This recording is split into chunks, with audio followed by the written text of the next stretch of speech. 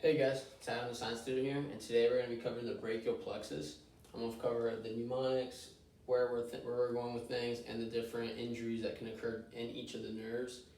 So, just to start things and orientate ourselves, the brachial plexus innervates all the back, all the branches, all the nerves come from this area right in here, the armpit area. If you saw it on a cadaver, it's literally in your armpit. So, start things off, you need to just orientate yourself, and I have a mnemonic for you guys. So I say Randy Travis drinks cold beer.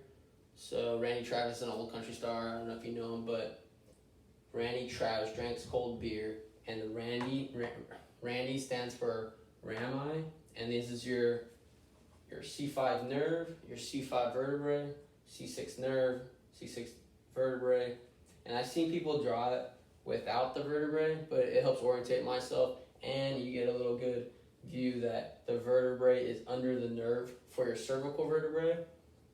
However, when you reach the thoracic vertebrae, it swaps and your vertebrae is on top of the nerve. So it orientates yourself. So all my squared C5s are the vertebrae.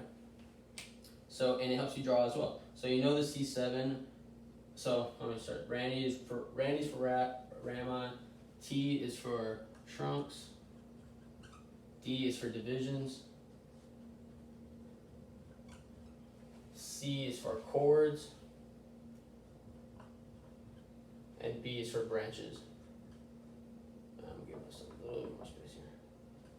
Branches. So you have RAMI, trunks, division, chords, branches for Randy Travis drinks cold beers. So that's an easy way to orientate yourself. And so to start things off with trunks, just know C7 is singular, and then you connect the best friends. So C8 and C1 are together. C5 and C6 are together. So as long as you know C7 is a lone dove, you connect the others. So we have your trunks, they all go out to a trunk.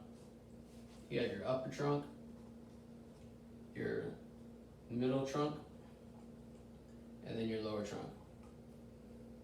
So what nerves innervate off of here? You have your descending scapular nerve, that comes off the C5. And then you have nerve to subclavian, which will innervate your subclavian muscle. And then you also have nerve or suprascapular nerve. Suprascapular and nerve to subclavian, they're both going to be C5, C6. Descending scapular nerve will be C5, and then C5, C6, C7. I'm going to put a little star over here. It's going to be the long thoracic nerve. And we'll come back with the injuries in just a bit. So you have your trunks, you have your upper trunk, middle trunk, and lower trunk.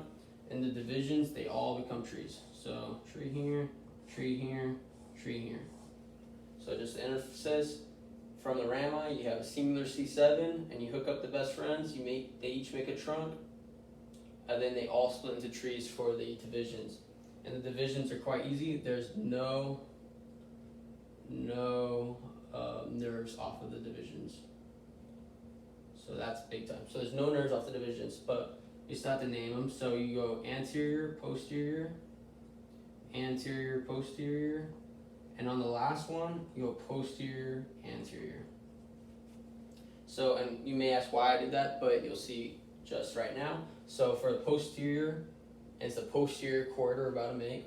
All posteriors connect, and we make the posterior cord. Pretty easy.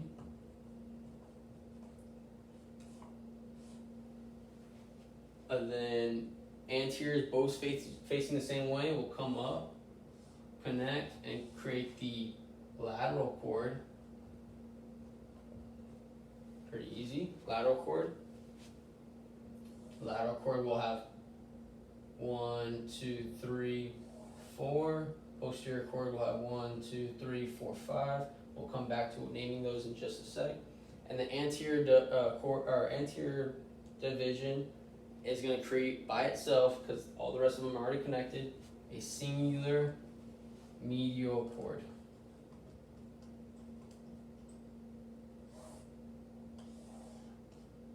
And the medial cord will have 1, 2, 3, 4, 5.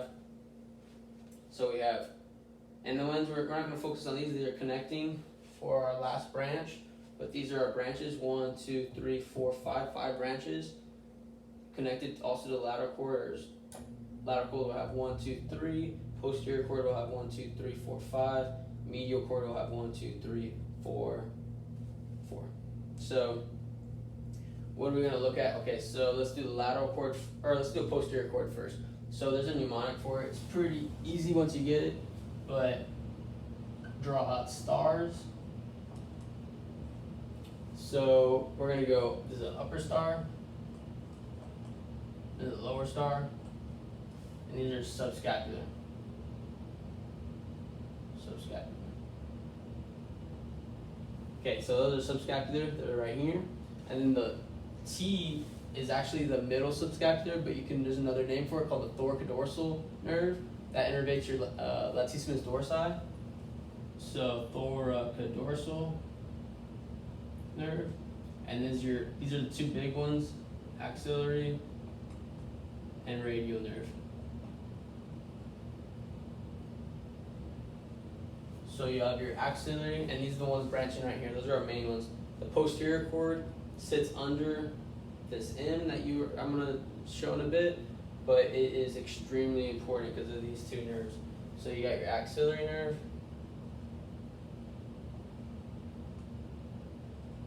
and your radial nerve. So the radial nerve is real easy.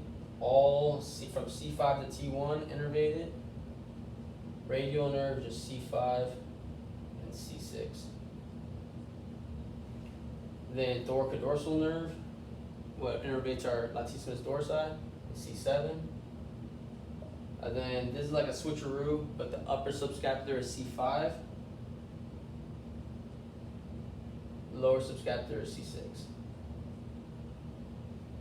Cool. So that's probably the big one. Remember stars and then fill in the blanks. Medial cord is probably the more difficult one to remember. So you have 3 medials.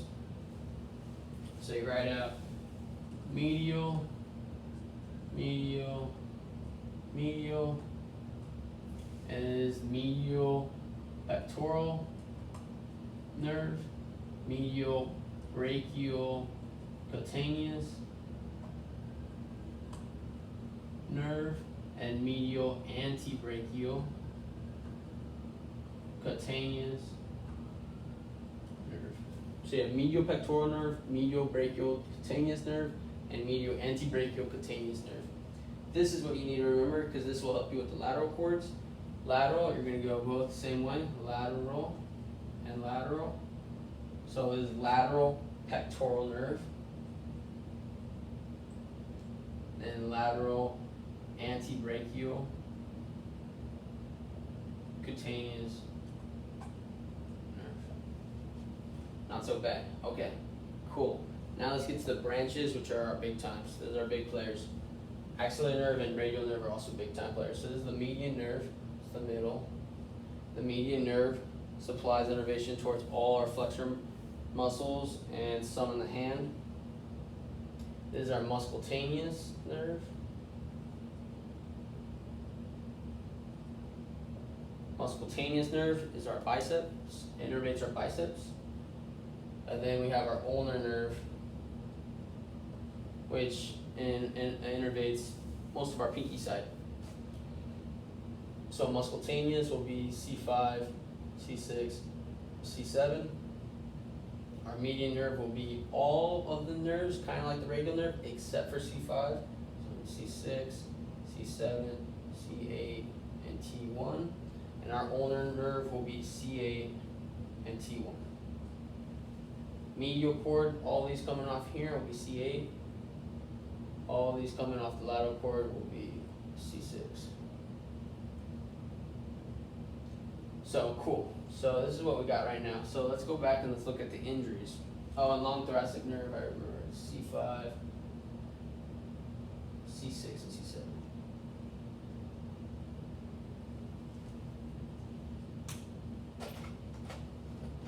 Cool, so it's not so bad.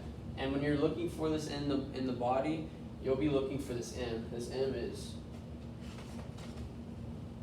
This N will be what your teacher will have you look for. Because once you find your N, you'll know that the median nerve points off of it. The musculutaneous nerve will go right into your biceps, and the ulnar nerve, you'll see the ulnar nerve, it'll come off going towards your pinky. That'll help you position yourself so you can find the axillary nerve, which will shoot right into the armpit, and the radial nerve, which will shoot, it'll be visible. You'll see it visible for much longer than you'll see the axillary nerve. So cool, let me go through the injuries for you guys. So for the median nerve, if you injure the median nerve, you'll get carpal tunnel syndrome. Carpal tunnel syndrome. Ulnar nerve, which is the most commonly injured nerve in of all these nerves, you'll get handlebar palsy. Axillary nerve, so look at what's innervating it, C5, C6, C5, C6, C7. Can't remember, I need someone to maybe double check me. It might be also C7, but axillary nerve, if it's injured, it supplies most of your subscapular muscles, so you get flat shoulder syndrome.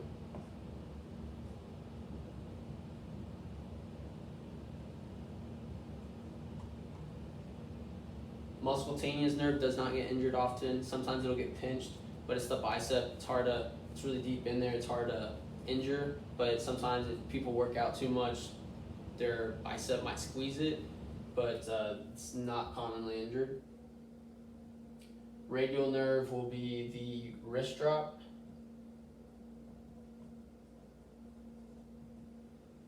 And that makes sense because that innervates many of our hand muscles.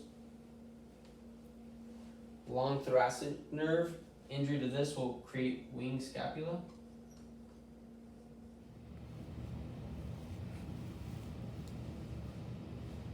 Sorry guys, my video cut out. But the last two things, so you have wing scapula for your long thoracic nerve. You're gonna have Klumpke's palsy for C7 and T1, which is like your hand kind of folds out. It's like called clawed hand sometimes.